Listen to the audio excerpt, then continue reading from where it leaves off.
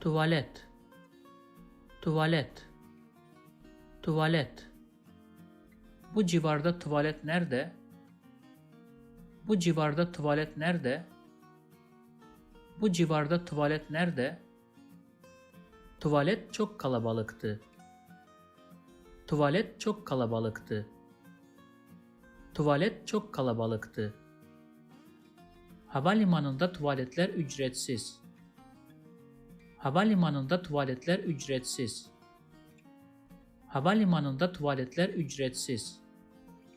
If you like this video, please subscribe to my channel below for more videos on Turkish grammar, vocabulary and pronunciation.